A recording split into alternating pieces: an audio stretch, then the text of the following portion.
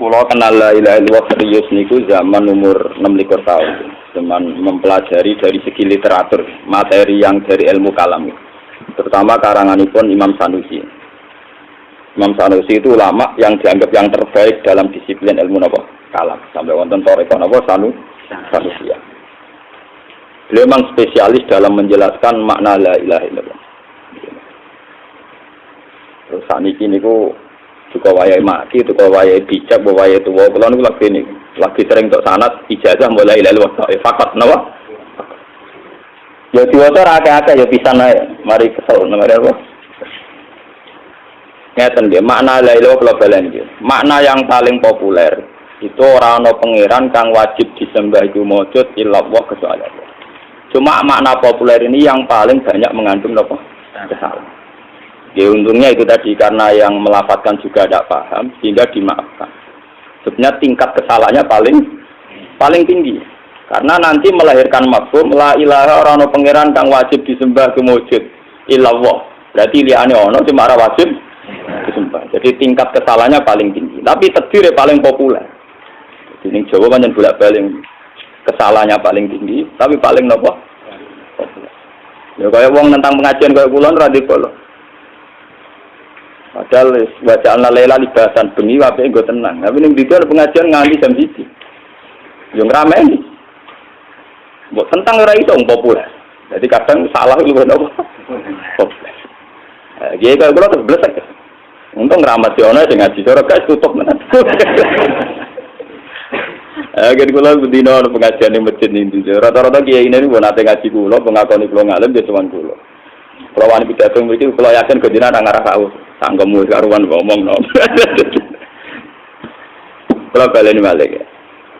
Tidak ada Tuhan yang wajib disembah wujud illallah. Itu tingkat kesalahannya paling tinggi karena artinya melahirkan mafhum berarti ada Tuhan cuma ada wajib disembah. Itu makna yang paling populer tapi tingkat kesalahannya.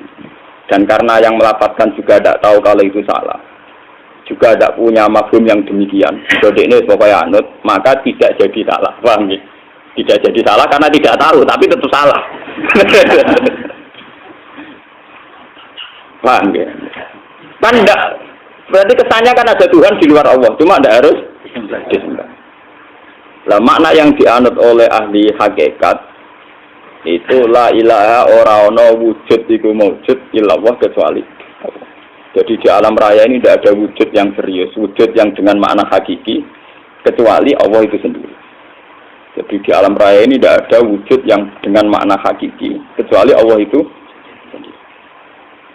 Karena misalnya ini merenung secara lucu, secara santai mawon. Misalnya sampean delok bumi itu wujud. Nyatanya saya berpijak di bumi. Lalu alasan dia wujud itu karena apa? Wujud itu artinya ada. Ada itu maknanya itu tidak bisa ditiadakan. Kalau bisa ditiadakan namanya itu imkanul adam. Jadi dalam teori ilmu kalam itu setiap wujud itu baina tarafayil wujud wa baina tarafayil adam. Setiap wujud yang di luar Allah itu tetap punya dua sisi. Sisinya dia sekarang itu wujud dengan arti ada, tapi dia tetap menyisakan sisi imkanul adam, bisa dilenyapkan. Kenapa? Bisa apa? Dilenyapkan. Al-adam yang sekarang asal tidak adam yang muhal, misalnya tidak mutanafiyan, mutadoden dan mutamasilen itu. Soalnya ngaji ilmu kalam riyen sing senam mutak dulu. Biar tidak ada kesan kalau orang hakikat itu karena bodoh secara ilmu kalam, gitu. Ilmu dialektik, ilmu mantek. Kalau baleni malih. Seperti bumi ini kan sekarang wujud. Tapi wujudnya bumi tidak berarti apa-apa karena dengan potensi bisa dilenyapkan, bisa apa? Berarti wujudnya dia tidak punya eksistensi, tidak punya eksistensi hakikat karena bisa apa? Dilenyapkan. Nah, sekarang sesuatu yang sedang tidak ada, ya, yang sekarang sedang tidak ada, misalnya surga atau neraka, menurut pendapat yang mengatakan belum ada misalnya. Juga tidak bisa dikatakan tidak ada secara hakikat karena setiap saat bisa diwujudkan. Misalnya anak kita, cucu kita sekarang tidak ada. Tapi di mata Allah ini sudah ada karena bagi Allah tahu waktunya mau diadakan. Berarti al-adam yang sekarang sedang adam, sedang tidak ada, ya tidak dengan status adam yang hakiki karena bisa diwujudkan Yang wujud sekarang ada juga tidak dengan status wujud yang hakiki karena bisa dilenyap.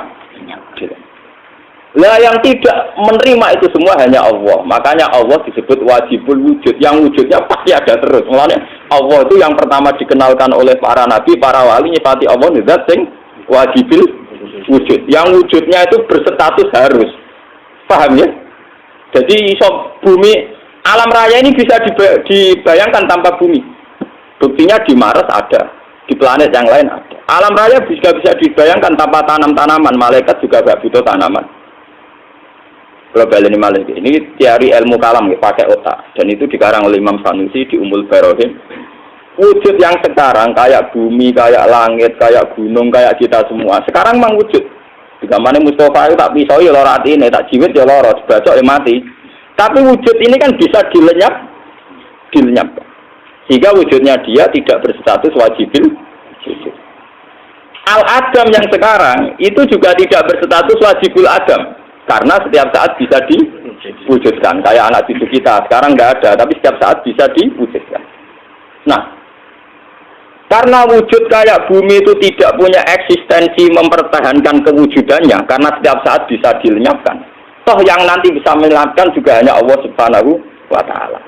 Al-Adam sekarang juga bisa diwujudkan. Toh Al-Adam sendiri tidak bisa wujud dengan dirinya sendiri. Cucu kita tidak bisa mewujudkan dirinya sendiri. Hal yang sekarang belum ada juga tidak bisa mewujudkan dirinya sendiri. Toh itu kalaupun nanti bisa wujud juga karena biijadillahi ta'ala, karena peran Allah. Lah nek ngono sing wujud saiki ya ora penting, sing Adam ya ora penting, sing penting Allah. Toh akhirnya dimaknani la ilaha, ora ana wujud hakikat wujud illallah kecuali Allah. Itu sing diarani ilmu hakikat.